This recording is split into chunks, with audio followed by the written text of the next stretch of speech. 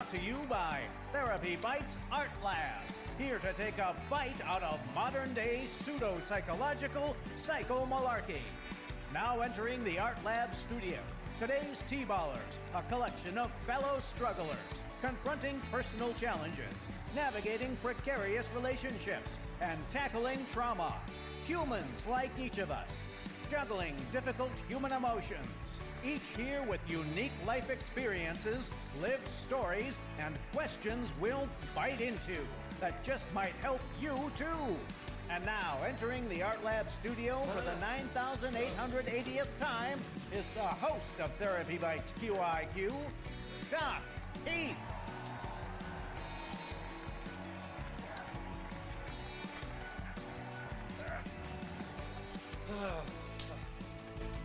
Hey guys, welcome to another episode of Q.i.Q. The question in question, our very own psychological Jeopardy-Style game show. And you know how the show works. We have viewers that send in the questions and we provide the answers on the air. And it's your job, if you accept this mission, which will self-destruct in, the next 18 minutes, that you try to come up with a proper response in the form of a question. I'm sorry running just a tad late. I just got off of a podcast interview that was so exciting. You guys go to the YouTube channel. Check that out. It's all about AI, and we interviewed some of the top thinkers in the field on the ups and the downs and the sideways of AI, and we came up with a really cool, goofy name, which I can't think of right now. But let's get started with no further ado and go to the board. And this evening, as always, we have Couch Crumbs Quotes. We try to come up with some cool quotes from the field of psychology. Creature Feature, which is our own zoo of critters to teach psychological concepts. Social Media Smackdown, where we take on various psychological concepts on social media, where social media gets it wrong. Fresh from the therapy couch, some real-life stories. We put some shoe leather on psychology. And Neuro, which we also call Psych Secrets. And let's go to the board. The first item today is going to come from Couch Crumbs. Well, I called it quotes. Sometimes it's quotes. Yeah, forgive me. Sometimes it's questions. But whatever the case is, you can win some Psycoins PCs. That doesn't stand for politically correct because, well, you know, you guys, we're not into that. Sometimes politically correct is maybe anything but.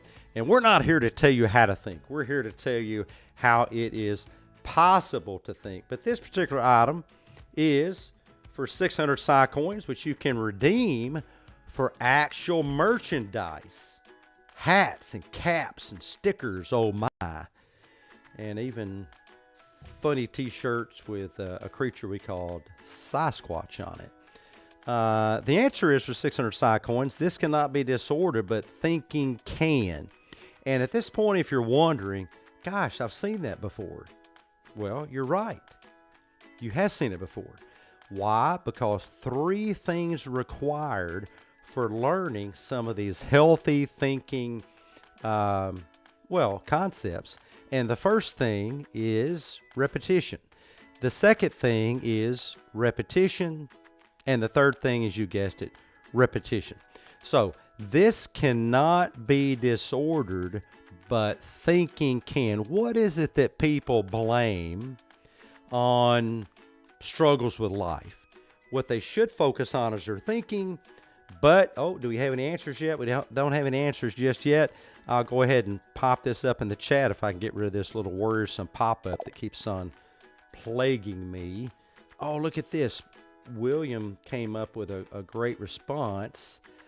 Let me see if that, let's see, this cannot be disordered, but thinking can. I think that's close enough. Let me go and pop up the actual response. And look, William even put that in the form of a question. But the answer, I'm sorry, I'm going to have to say the answer's mood. Thinking can be disordered, but mood cannot be disordered. They might say, well, wait a minute. What about all these mood disorders? Well, I think that's a mistake. And in the art lab, we teach that that's a mistake.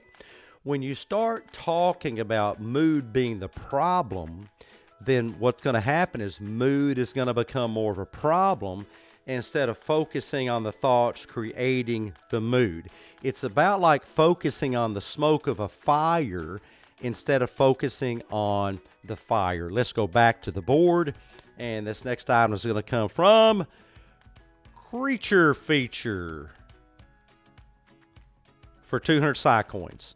And we'll put up on the board, actually in the chat, and let you T-ballers, that stands for TherapyBites Art Labbers, be taking a look at it while we do this, and we'll be right back. Fellow humans struggling with difficult emotions, a fracturing relationship, parenting problem, mental health difficulty, have a psychotherapy from hell story to tell, or a challenging life experience question, and would like to share your story by stepping up to bat as a T-baller, either register by texting Q.i.Q to 1-870-686-4196 and join our Therapy Bites community, or send a postcard with your name, address, phone number, email address, and age to the address on the screen. Therapy Bites, Q.i.Q, P.O. Box 1391, Jonesboro, Arkansas, 72403-1391. And as always, yes, we love getting your postcards. Thank you guys that send us letters. Thank you for the kudos. Those are so very, very reinforcing with the work that we do, and we're just trying to make a difference. The way you think designs your life. We want to help you think in ways that, promote, healthier living and healthier relationships. William has a response to that. What is the catastrophizing ant? And the question is, this little critter, or the answer is, this little critter loves to believe that a job interview or test or new relationship will turn out horribly. And yes, William is correct. But there's also another answer, but we're not going to penalize anybody for that. It's actually two things at once. You're telling yourself that you know what's going to happen. That's fortune telling. And it's going to be bad. It's bad. It's going to be bad. I sound like one of the former presidents, I guess, from the great state of, I think it's Texas, right? But it's going to be bad. And that is called catastrophizing. Often cognitive distortions can come together. And this is the terrible duo, fortune telling and catastrophizing. But William got one of them right. So let me hug my microphone. I got to lift my arm way around it. William... 1, 4, and what did I say? That was 200 PCs. This is how we keep track, and you can save those up. You can save those up until you get enough that you can buy something really cool. We think all our stuff is cool. I mean, why wouldn't we? We create it. Actually, my team creates it. I come up with some of the ideas, and then they put shoe leather on those ideas. Let's go back to the board and take our next item from the board, and it's going to come from, guess where? Social Media Smackdown. One of my favorites, Social Media Smackdown. And for 400 Psy coins, I'm going to pop this up in the chat so then I can move it to the screen where you guys can take a look at it there. And I'll go to the timer, giving us a full 60 seconds. And it's a lot of text. I'm sorry, you might have to read that in the chat. But what is the cognitive distortion which a kooky Kool-Aid pseudo-psychological belief says that you have the power to determine if someone is just leading you on, and you can know this even without having a discussion on the subject? I'm sorry, that may sound kind of complicated. But there's a social media thing out there about reading body language, and I often ask, tongue-in-cheek, if body language were really that interpretable, we would not need American Sign Language. But body language is not that interpretable, and the question here indicates that because it is one of our main cognitive distortions that people deal with in relationships. They think that they know what someone else is thinking. They think it's going to be bad, and we kind of covered that one earlier. But this is a bit of a different one, and our timer's up, so I will pop it up there on the board and drag it over and answer the mystery. What is mind reading and catastrophizing? Listen, in relationships, if you're wondering what somebody's thinking, stop assuming it and ask a question. That's the best way from point A to point B. If you're not psychic, I'm not psychic. I do psychology for a living, and I'm still not psychic. I've had some patients that were psychic. Why? Because they got to realizing they were guilty of telling people things that just they didn't know. And sometimes people ask them some very serious things. But yeah, interesting cases, psychics as therapy patients. Okay, let's go back to the board for our next one, and we will take a break. This one is going to come from Fresh from the Therapy Couch for 800 Psy coins. I'll put it up on the board. We'll do what we call, in these parts of the world, a drop, and we'll be right back. If you plan on being in the local area of your podcast player app and would like complimentary tickets to the TherapyBites Q.i.Q Art Lab studio audience, please search TherapyBites on your device and just smash that subscribe button. Your complimentary ticket grants you access to alerts so you'll never miss a show. And we're back for the answer, and this one is the T-ball triple. So it is actually not worth 800. Wow, that would be worth 2,400 Psy coins. That ought to buy some cool gear, right? And the question is, this is the gift that you give yourself in order to learn to be in the moment and find value in the present. And gosh, I'm just realizing, did we not answer the previous one? Let me pull up William's answer for the previous one there. I got all distracted with the drop. It's been a really busy day. You guys ever have a day like that? I had patients all day. And I'm talking back to back to back from early this morning. I love doing it, but gosh, there's almost no time for a bathroom break. Not even time for a bathroom break, and even my verbal fluency is going downhill. But just to wrap it up, the QiQ distorted thought is mind reading. No one has that power. And we're back to Fresh from the Therapy Couch. And thank you, William, for contributing that. What is forgiveness? The gift you give yourself in order to learn to be in the moment, finding value in the present. We do talk about another gift you give yourself, and that is the gift of forgiveness. This particular one, I'll pop it up here. It'll make sense once you see it, is called mindfulness. One of the best things, T-ballers, that stands for TherapyBites Art Labbers, one of the best things you can do, team members, is give your mind the gift of mindfulness. There is the present moment awareness that mindfulness brings, and there's the default mode network. Neither are evil, neither are bad, but there is a switching back and forth that is essential for human brains to do to be in top mental condition. If you want more information about mindfulness, send me a DM, send me an email, follow me on social, at therapy_bites on Twitter, as well as TikTok and other places.